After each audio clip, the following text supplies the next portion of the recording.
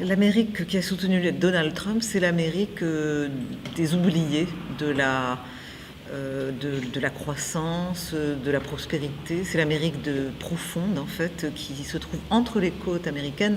C'est très clair de l'identifier. Vous avez en gros les côtes qui sont démocrates, les grandes villes, et puis vous avez tout le reste.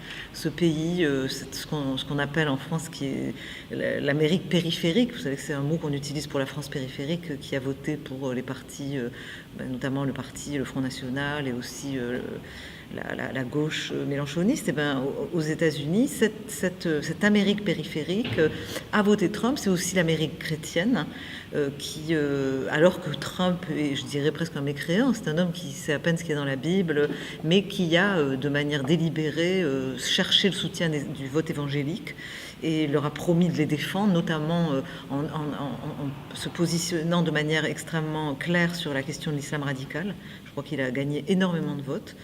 C'est l'Amérique aussi, donc plutôt blanche, de ces régions comme l'Ohio, le Wisconsin, la Pennsylvanie, qui étaient des États traditionnellement industrialisés et démocrates et qui ont basculé vers Trump parce que pour eux, les démocrates ne les représentaient plus, ne s'intéressaient plus qu'aux questions de minorité, aux questions de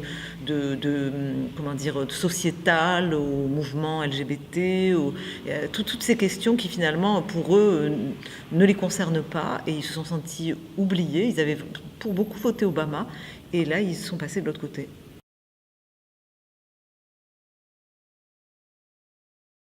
Ça dépend ce que vous entendez par là. C'est-à-dire, je pense qu'il est incontrôlable dans la mesure où personne ne peut le contrôler. Ça, c'est sûr.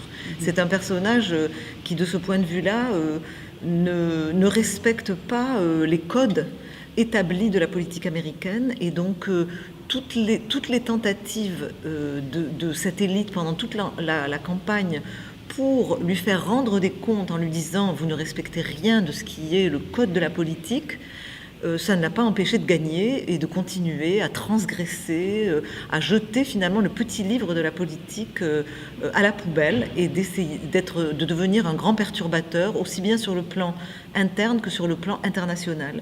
Et du coup, je pense que ce qui est intéressant chez lui, c'est qu'il sort des clous en permanence. Et c'est ça qui provoque une très grande inquiétude, parce qu'il y a une volatilité, une imprévisibilité. Il est entouré quand même de gens qui, pour certains, sont tout à fait rationnels, et lui-même a sa rationalité. Il ne faut pas non plus exagérer, c'est pas non plus un fou, comme l'ont prétendu ses adversaires pour le discréditer.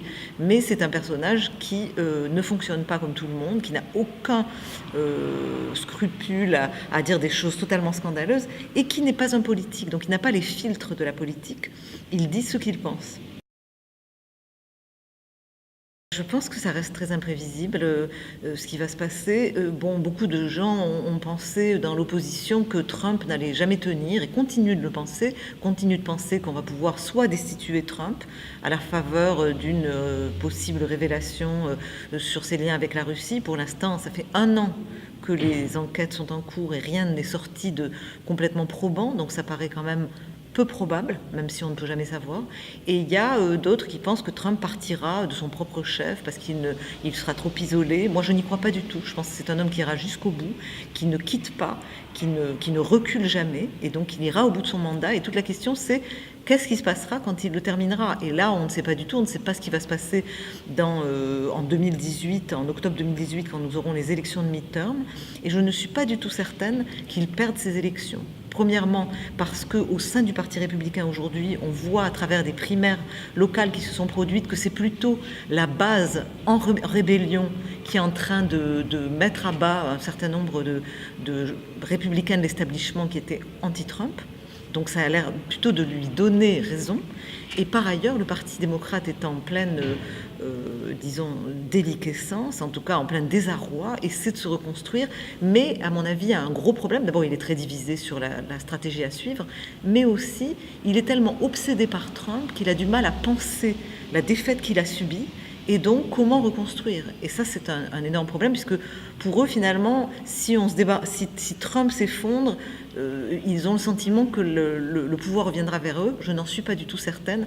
Et je citerai d'ailleurs l'ancien conseiller de Trump, qui s'appelle Steve Bannon, et qui vient d'être mis à l'écart, mais qui est un personnage souvent assez avisé sur le plan comment dire, du ressenti de ce qui se passe dans le pays, et qui, lui, parie sur le fait que la bataille ne sera pas entre les démocrates et les républicains, que ça, on s'est un peu dépassé comme cadre, mais que de toute façon, on restera sur un terrain populiste, et que ça se jouera entre le populisme de gauche et le populisme de droite.